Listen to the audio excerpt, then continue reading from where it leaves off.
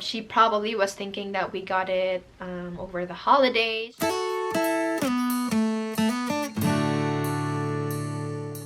Hi everyone, welcome back to my channel. If you're new here, my name is Pauline and this is my tiny corner for first-time moms. If you share the same experiences, if you share the same struggles, please make sure to hit that red subscribe button so you will be notified if you upload a new video. So for today, I'm just going to share with you our experience with our daughter, Paula, who got tested for COVID a few weeks ago. Yes, a few weeks ago. And I just wanted to share this experience because I would want to hear other outputs from other moms if maybe your child has these symptoms, and also if you have similar experience, or maybe your baby also got tested for COVID. So just a backstory, Paula is already a year old. She celebrated her birthday last December 6th, 2020. That was one of the best experiences we had. If you haven't checked the video, click here or check the description box below. We had a winter wonderland party.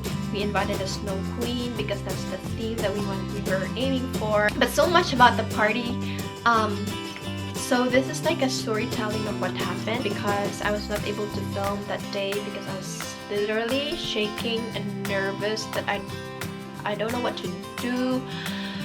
I was thinking that probably Paula has COVID, blah blah blah. Our new year started not very well because that first happened, few of her symptoms first happened on January 2nd. January 2 was the time, that was a Saturday, I would say probably around 6 in the evening.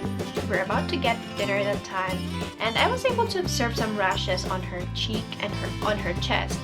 My first thought was that because the morning on that Saturday I was feeding her some egg, and if you guys know, Paula has egg allergies, specifically egg whites.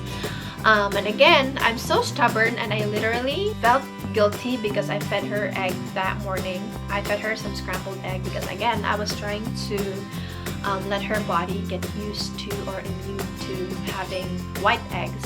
But I was wrong, and I thought that was the very reason why Paula had those rashes. So we kept an eye on the rashes, even the rest of the Saturday evening. She still had the rashes. And then the following day, Sunday, that was January 3rd, what's very alarming because she had fever.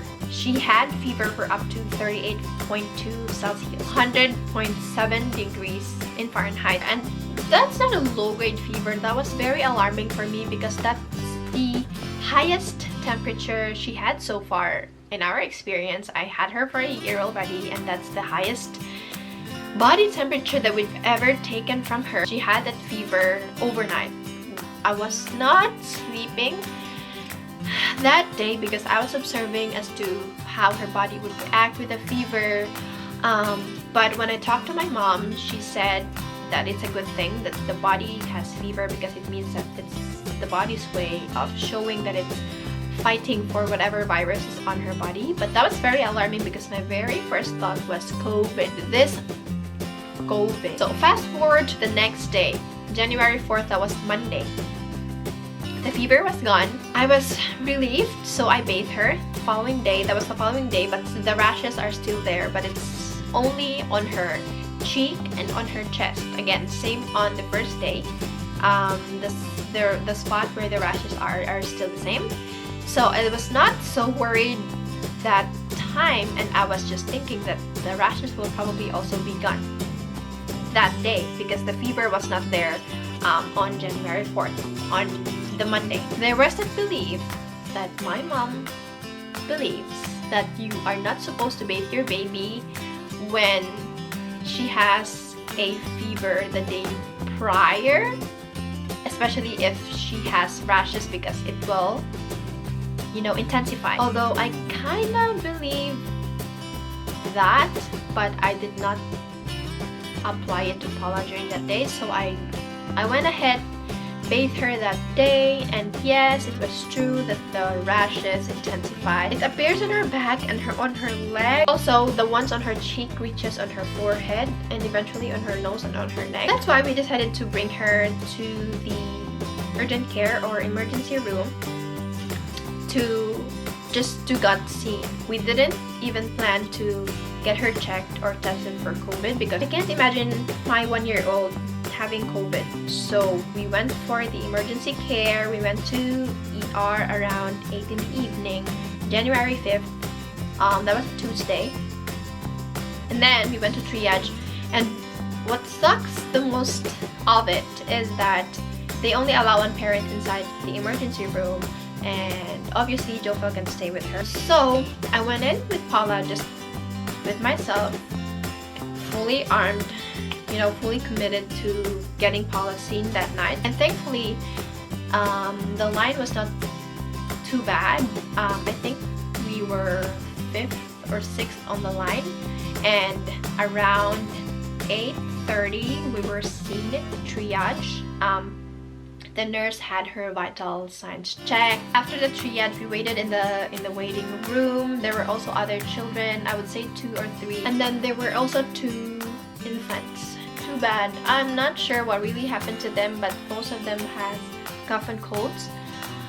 It scared the fudge out of me as well, because we might not know that one of them has COVID. That's gonna, Then we went in there that was already around 11 o'clock in the evening. We went to see the doctor. Of course, I brought some toys and some binky to divert Paula while we are in the waiting room. And then I brought Paula to the doctor's office, and again she checked Paula's vital signs and all those stuff. It's really very alarming was when she said that we have to test your daughter for COVID. They changed Paula into I'll show some pictures on the screen.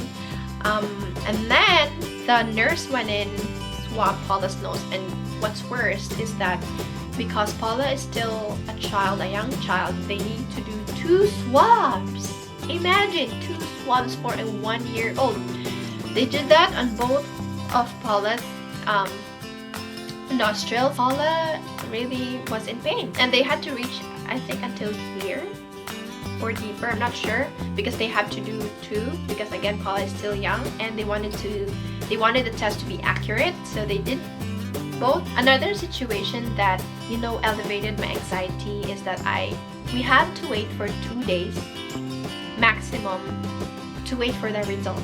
So I had to check their website every 30 minutes just in case the test results pops up. And also Jofel had to be tested for COVID a few months back, but the test results came in a day after. But I could not wait that long. I wanted to find out really that Paula is negative for the COVID virus. So anxious that might be COVID, and I started to think of all the places that we went into, all the things that we've encountered so far, if we met someone that might be exposed to COVID. Fast forward to that hour that we got the result. Thankfully, Paula was negative of the virus. The initial result because again she was seen by the doctor, she said that it could be some unspecified virus. I don't know, they're unspecified virus. If you are a person in position to say something about viruses and COVID, please comment down below. I would love to hear your thoughts. She probably was thinking that we got it over the holidays. She probably thinks, the doctor probably thinks that we visited someone during the holidays, but nope, we just stayed at home.